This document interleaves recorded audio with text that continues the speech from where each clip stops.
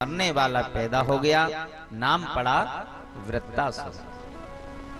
वृत्तासुर के भय से देवता भाग गए। भगवान की इच्छा से देवताओं ने दधीचि मुनि से उनकी हड्डियां मांगी और उससे वज्र का निर्माण किया। तो वृत्तासुर के द्वारा वज्र का निर्माण कराया।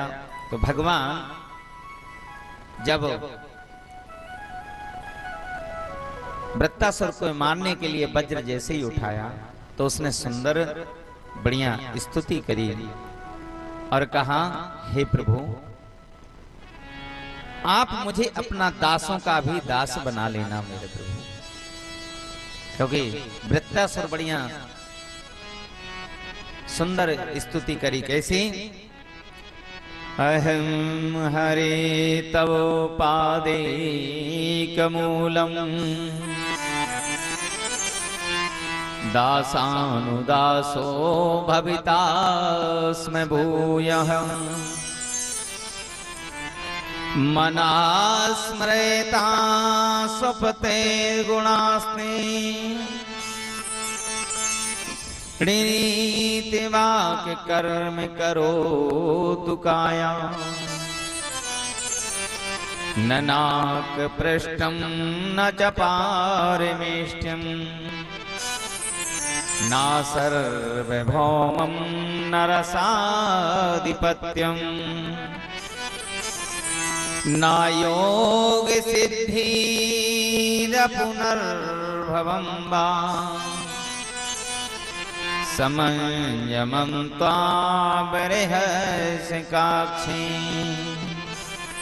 बढ़िया सुंदर स्तुति की है। वृत्तासुर ने कहा, हे प्रभु, आप मुझे दासों का भी दास बना लेना और मेरा मन सदैव आपका स्मरण करता रहे। ये वृत्तासुर ने स्तुति की है। कहा, वाणी गुणों का गायन करती रहे, शरीर आपके लिए कर्म करता रहे प्रभु।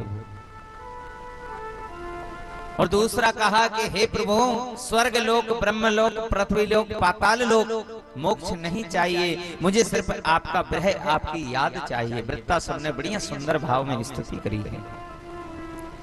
और कहा तीसरा कि जैसे बिना पंख का पक्षी माँ की याद में तड़पता है, जैसे नवजात बछड़ा माँ की याद में तड़पता है, जैसे पति की याद में उसकी प्रियतमा तड़पती है, उसी ऐसे ही मैं आपकी याद में तड़पता रहूं। ये वृत्तासुर ने स्तुति करी है।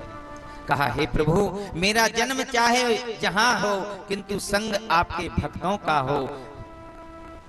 तो इंद्र ने कहा, अहो दानव, अरे दानव, तू तो सिद्ध है, तेरी मति तो परम पवित्र है। इंद्र ने कहा। वृत्तासुर ने कहा, हे इंद्रदेव, मैं स्तुति में भगवान की कर रहा था, तू सावधान हो जा। इंद्र ने वज्र से वृत्तासुर की दोनों भुजाएं काट दी। तब वृत्तासुर ने इंद्र के मुख में रखकर खा लिया। अब नारायण कवच तथा वज्र से इंद्र सुरक्षित रहे। 1 वर्ष बाद इंद्र बाहर आए। बोले भक्त वत्सल भगवान की जय हो। और परीक्षित जी ने प्रश्न किया सुखदेव से कि ये वृत्तासुर की बुद्धि ऐसे इतनी शुद्ध कैसे हुई, ये और बताइए। कहा, सुखदेव जी कहते हैं, राजन, चित्रकेतु राजा हजारों रानियां थी। चित्रकेतु राजा था, उसकी हजारों रानियां थीं।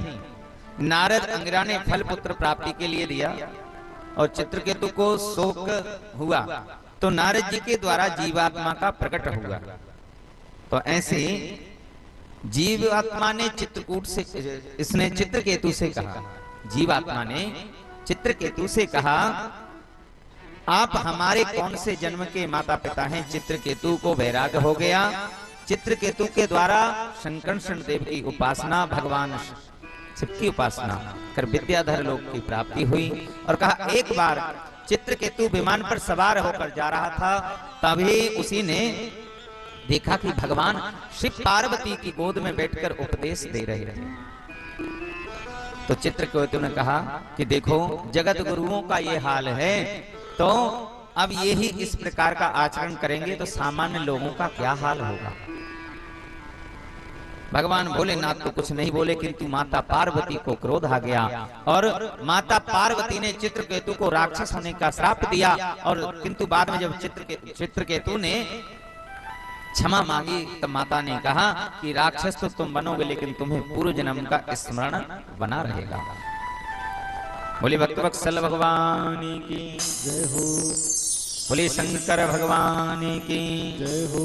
तो परीक्षित ने पूछा कि ये बताइए, लोग कहते हैं कि भगवान समदर्शी है, भक्त कहते हैं कि भगवान समदर्शी हैं, तो कहा समदर्शी हैं, किंतु मुझे तो लगता है कि भगवान ने देवताओं को पक्ष लेते हैं और दैत्यों को संहार करते हैं। सुखदेव जी कहते हैं राजन,